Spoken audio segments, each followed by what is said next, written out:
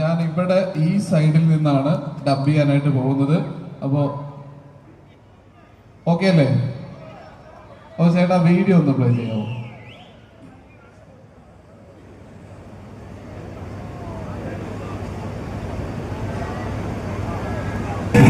ഇല്ല,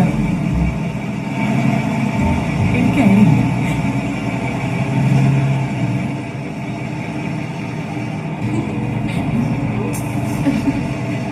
okay, cut ചെയ്തു.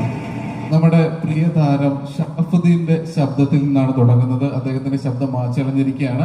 ഇനി ആ ഭാഗത്തൊക്കെ ഞാൻ ഡബ് ചെയ്ത് ചെയ്യാനുള്ള ശ്രമമാണ്. അപ്പൊ തുടങ്ങാൻ പോവുകയാണ്. എല്ലാവരും സപ്പോർട്ട് പ്രതീക്ഷിച്ചുകൊണ്ട് ഡബിലേക്ക്.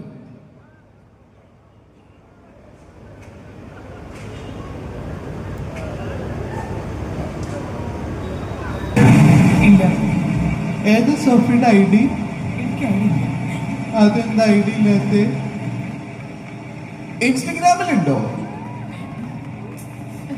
റേഷൻ കാർഡിന്റെ ലിസ്റ്റിലുണ്ടോ കുട്ടി? തനിക്കിപ്പോ എന്താ വേണ്ടേ? ആ നീ ഏതാ? ഞാനിവിടെ വർക്ക് ചെയ്യുന്നു. ചൈനക്കാരനല്ലേ?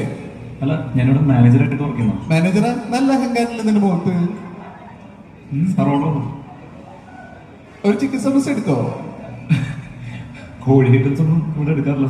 വേണ്ട കേട്ടോ, നീ ചായ അടിച്ചാ മതി. നീ എന്നെ അടിക്കാൻ നിൽക്കണ്ട. ഓക്കെ, ഓർഡർ തരാടെ ഇറക്കാം. മാത്രം ബില്ല് ഇവർക്കൊന്നുമില്ലേ? ഞങ്ങളുടെ ആളുകള് സുനാമി വന്ന് പട്ടിണി കിടന്ന് ചാവാൻ കിടക്കുമ്പോ നിന്നെ കുറുസ് ഞങ്ങൾ നടത്തിക്കില്ല. ഒരു ഡിറ്റക്റ്റീവ് ഇങ്ങനെ സ്ഥലത്ത് എങ്ങനെ താമസിക്കുന്നു എന്ന് നിങ്ങൾ വിചാരിക്കുന്നുണ്ടോ? അല്ല, ഒരു മനുഷ്യൻ ഇങ്ങനെ ഒരു സ്ഥലത്ത് എങ്ങനെയാണ് സാർ താമസിക്കുക? സാധാരണ മനുഷ്യ പോലെ ഡിറ്റക്റ്റീവ്സ് വലിയ വീട്, കാറ്, ലക്ഷങ്ങളിലെ ഇത് കാണാൻ സാധിക്കും. അങ്ങനെ ജീവിച്ചാൽ anybody can track me, they can come to me, they can kill me.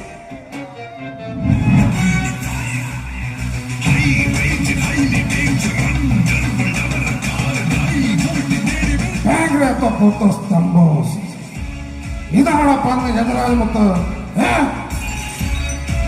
കളിയെന്ന ഹാരേഞ്ചിലാണെങ്കിലും അങ്ങ് പാരീസിൽ ചെന്ന് ചോദിച്ചറിയ സാത്താന് അവന്റെ അമ്മയുടെ ഒരു ഗജരാജ മുത്ത് ഇറങ്ങി പൊക്കോണം. സാത്താന്റെ ഹാരേഞ്ചിന് ഇല്ല വണ്ടി അടക്കുന്നത്.